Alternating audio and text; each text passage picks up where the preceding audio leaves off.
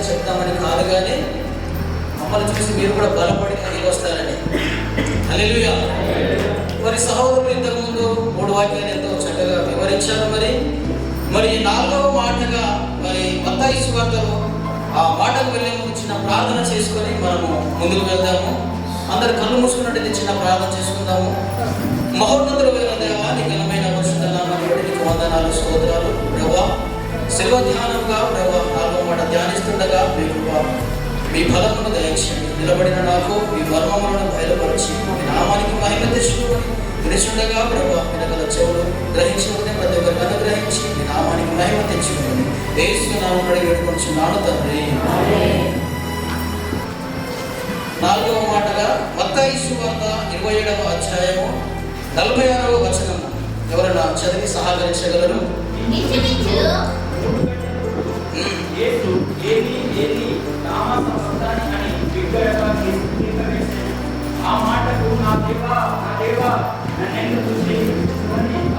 హల్లెలూయా.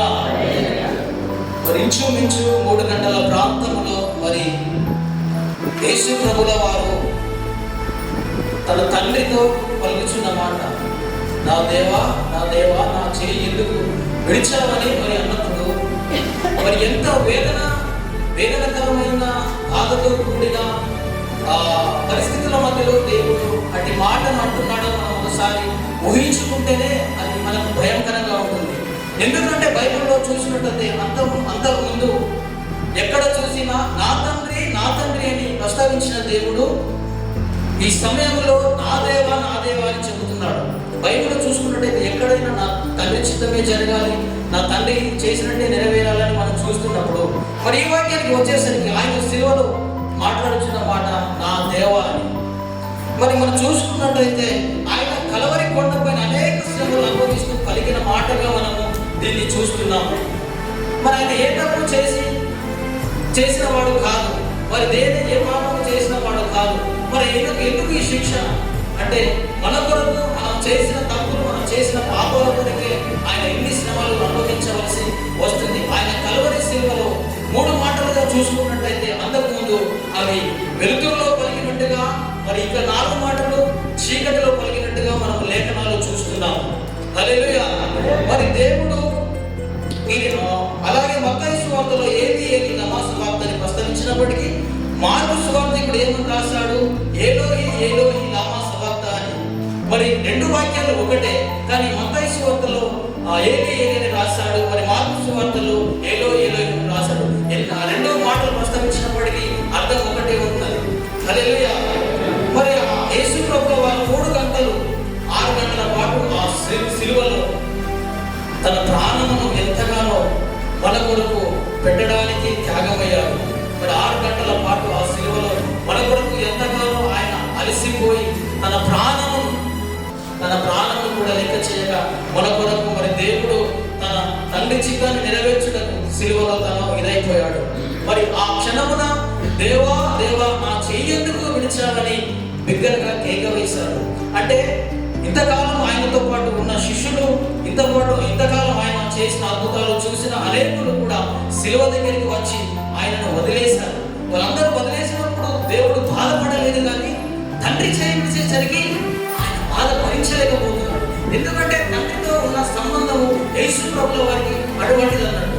ఒక క్షణము కూడా ఆయన తండ్రి చిత్తాన్ని చేయగా ఉండలేడన్నట్టు. హల్లెలూయా. మరి మనము కూడా మన జీవితంలో తండ్రితో ఏ సంబంధము కలిగి ఉన్నాము మనం చూసుకున్నట్టయితే మరి ప్రభుల వారు క్షణం మాత్రమే ఆయనను విడనాడాలని చూశాడు. ఎందుకంటే ఆయన చేయి విడిచాడు కాబట్టి ఇది మన చేయి పట్టుకున్నాడు. హల్లెలూయా. ఒకవేళ దేవుడు యేసు ప్రభుల వారి చేయి విడవనట్టయితే ఇది మన చేయి పట్టుకునే వారిగా మనం ఇక్కడ ఉండేవారం కాదు. హల్లెలూయా. మరి తన చేయి దేవుడు విడిచాడు కనుక మన చేయి దేవుడు పట్టుకున్నాడు. మరి అలాగే తన సృష్టి 3 గంటల ప్రాంతంలో 6 గంటల సేవలో వేలాడుతున్నప్పుడు సూర్యుడు కూడా తను చీకటిగా మారిపోయినట్టుగా మనం చూస్తున్నాం.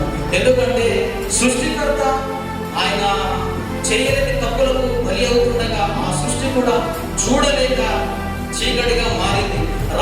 రాళ్ళు సైతం బ్రతలేనట్టుగా మనం చూస్తున్నాము లేఖనాలు.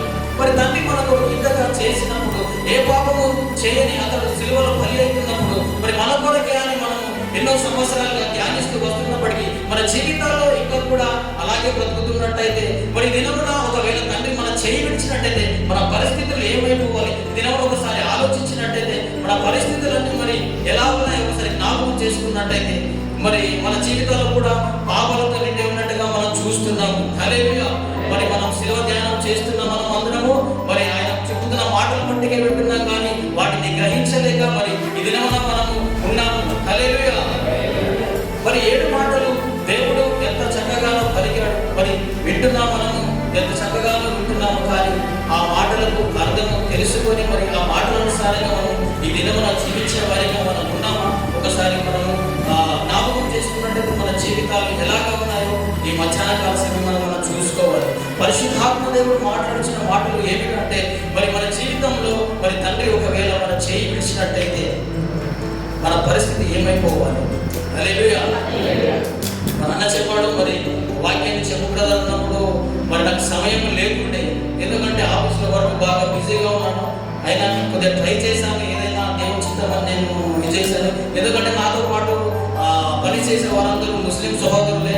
1 గంటకి వెళ్ళిపోతారు ఆఫీస్ నుంచి, నేను 6 గంటల వరకు 5 గంటల వరకు ఉండాల్సి వస్తుంది. సమయం లేకపోయినా మరి 4వ మాటగా ఈ మాట తీసుకుని నేను ప్రభుని అడిగాను, ప్రభు మరి సమయం అయితే లేదు, మరి ఈ మాటగా నేను మాట్లాడాలనుకుంటున్న ఏ కొద్ది మాటలైనా అది నీకు మహిమకరంగా ఉండాలని మాట్లాడినప్పుడు మరి దేవుడు చక్కటి ఆలోచన ఇచ్చి మరి ఇంతవరకు నడిపించాడు. మరి మనము మన దేవుడు కల్వరి కొండపై అనేక శ్రమలు అనుభవిస్తూ పలికిన మాటగా ఈ 4వ మాట మనం ధ్యానిస్తున్నాము. మరి దేవా దేవా నా చేయి ఎందుకు విడిచావని అన్నప్పుడు మరి దేవుడు ఎంతో భారమైన హృదయంతో మాటలు పలికినట్టుగా మనం చూస్తున్నాము.